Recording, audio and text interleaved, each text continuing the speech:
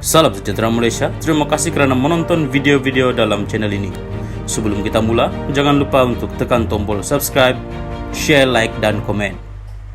Let's go! Salam sejahtera dan selamat petang kepada seluruh rakyat Malaysia. Berita panas hari ini dipetik dari BH Online bertajuk Skandal Jana Wibawa, bekas timbalan pendaftar mahkamah pula ditahan.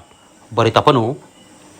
Selepas Datuk Roy dan pegawai SPRM cuba memainkan peranan menyelesaikan kes dana Jana Wibawa, Suruhanjaya Pencegahan Rasuah Malaysia SPRM semalam menahan seorang lagi bekas timbalan pendaftar mahkamah pula. Suspek berusia 50-an itu disyaki cuba bersubahat meminta wang suapan berjumlah kira-kira RM 2 juta ringgit bagi membantu menyelesaikan kes siasatan SPRM terhadap seorang ahli perniagaan yang sudah dituduh berkaitan projek itu. Menurut sumber, lelaki itu dipercayai meminta suapan sebagai balasan seperti meminta pihak SPRM menukar keterangan tertuduh kepada saksi dan menukar pertuduhan rasuah kepada pertuduhan alternatif. Suspek pernah bertugas sebagai timbalan pendaftar mahkamah di Putrajaya sebelum bersara pada Disember 2021. Suspek dipercayai ditahan kira-kira jam 9.30 malam semalam ketika hadir memberi keterangan di pejabat SPRM Kuala Lumpur semalam, kata sumber di sini hari ini. Pengarah SPRM Kuala Lumpur, Razalia Abdul Rahman, ketika dihubungi mengesahkan penahanan itu dan berkata, kes disiasat mengikut Seksyen 16(e) Akta SPRM 2009. Sementara itu, di Mahkamah Magistrat Putrajaya hari ini, Magistrat Iraz Zulaika Rohanuddin membenarkan perintah reman selama 3 hari bermula hari ini hingga Isnin depan ke atas Datuk Roy selepas pihak SPRM membuat permohonan.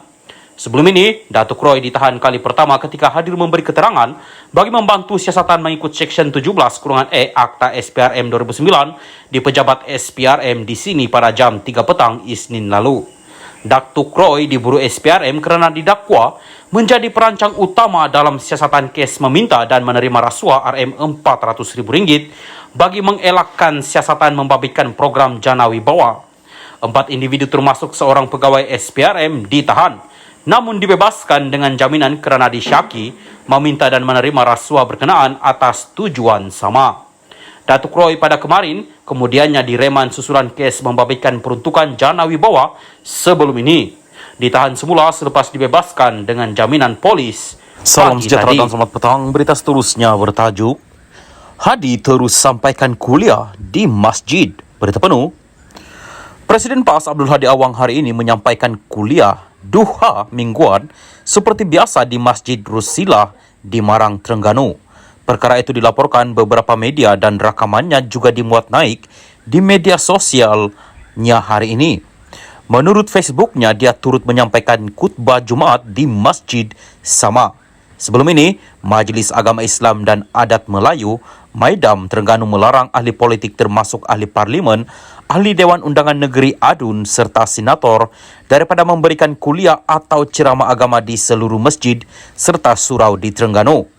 Mereka turut dilarang menyampaikan khutbah Jumaat. Menurut portal Utusan Malaysia, Hadi berbuat demikian di masjid berkenaan selepas majlis penyerahan tabung bencana gempa bumi Turki dan Syria peringkat PAS Terengganu di situ. Berdasarkan maklumat terkini di portal-portal data terbuka sektor awam yang dikemas kini setakat 4 Mac 2021, nama Hadi tidak disenaraikan sebagai penerima tauliah negeri itu. Portal itu menyediakan pangkalan data kepada rakyat bagi mencapai dan memuat turun set data terbuka kerajaan secara dalam talian. Sementara itu, Pesuruhjaya PAS Terengganu, Hussein Awang juga dilaporkan berkata, parti itu menyarankan semua ahlinya yang belum memiliki tauliah tersebut supaya mengemukakan permohonan bagi membolehkan mereka mengajar agama secara sah. Insya Allah, kita mohon tauliah.